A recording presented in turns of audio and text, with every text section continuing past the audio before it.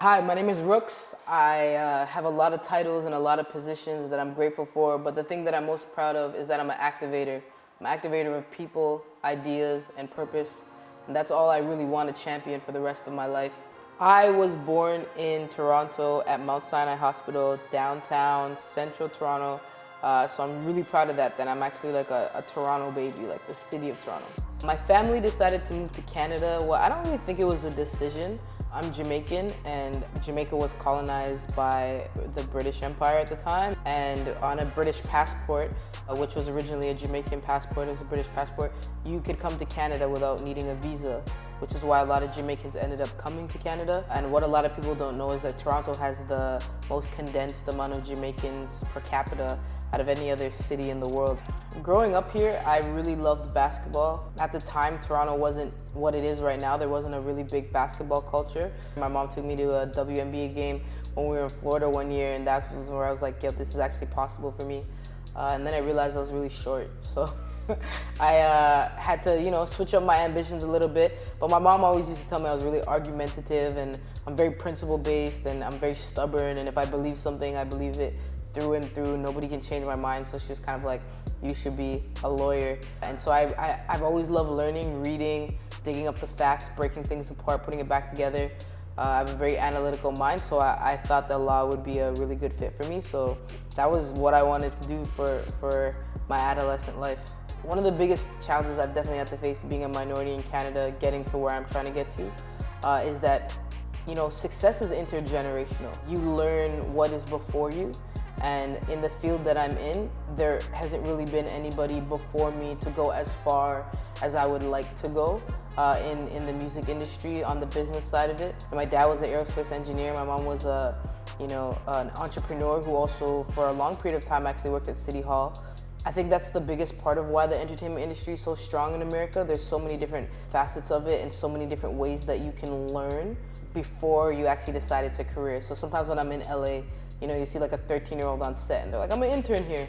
I still feel like that 13-year-old on set in life, like kind of figuring it out play by play. There's this assumption that, black people listen to black music. I have no introspection around folk music or alternative music. Once you're seen as black in music, you're seen as rap, you're seen as urban, you're seen as hip hop. Canada's also so unfamiliar with the other genres like R&B, neo soul. It's just not a very diverse place for music. The bold decision that I'm proud of on my personal side is always being myself. I try to live with the most integrity. I'm super honest and transparent, and I think that that's the only way that people get to know you. And I feel like I want people who work with me to know me.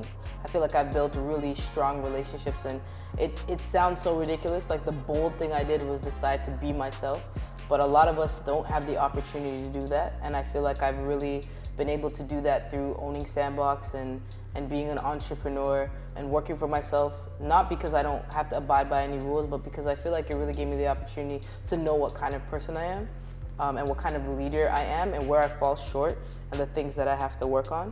The most bold kind of life you can live is where you get to be consistent throughout all things, professionally, personally, like spiritually. Like, I'm really grateful that my decision to say no to some things allowed me to be more of myself, and it just means that I'm Rookz through and through. And I remember, at the beginning of this year, I had saved quite a good amount of money. If I got this far, I'm gonna put the money back into the business, and I think I've been doing that for my whole career. Like, for me, the end goal isn't about like attaining some amount of wealth. It's about knowing that I've reached the finish line. You have to be in love with the idea of solving the problem. I just had the opportunity to sit down with the head of urban A&R at Atlantic, and I was like, name a music exec in Canada.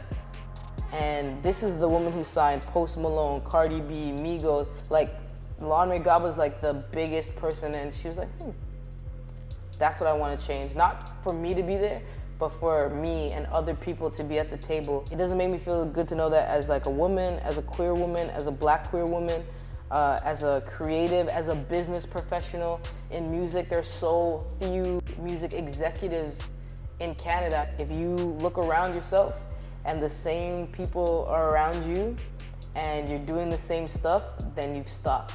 You stopped on your journey. And I know that that's really difficult and challenging for people to hear. But if you want to know if you've come this far to stop, just like look around and see if your life is routine and you know that you're not advancing, you're not growing. I think the best advice that I could give to any young person who's migrated to Canada by choice or, by default of their families is, in every space and place that I've ever been to in the world, you are gonna have challenges. We're all meant to have challenges to overcome them. And they can be difficult and of course they're systemic, but that doesn't limit your ability to do anything. Going back to being in love with solving the problem, it helps map out what the work looks like.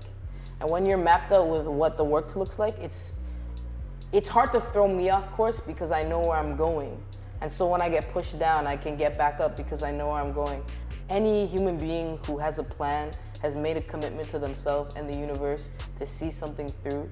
And that's what's gonna get you through the hard times. That's what's gonna make you bold. That's what's gonna make you fit into spaces that people tell you you're not meant to fit into. When you wake up in the morning, plan your day, plan what you're gonna eat, plan how you're gonna spend. And once you start planning, you learn a personal sense of accountability. And that personal accountability is what's gonna propel you past everybody else. I was invited to the Grammys. I was invited to NBA All-Star Weekend. I was given a 1-week trip to Australia to go and speak all over Australia for free. These were all opportunities that came. Like sitting down here with you to be able to speak to my city about perseverance, resilience, is actually more beneficial to my plan of Rookz carving out this music executive role in Toronto and connecting with young people and caring about other people being able to learn how to create fate than being at the Grammys.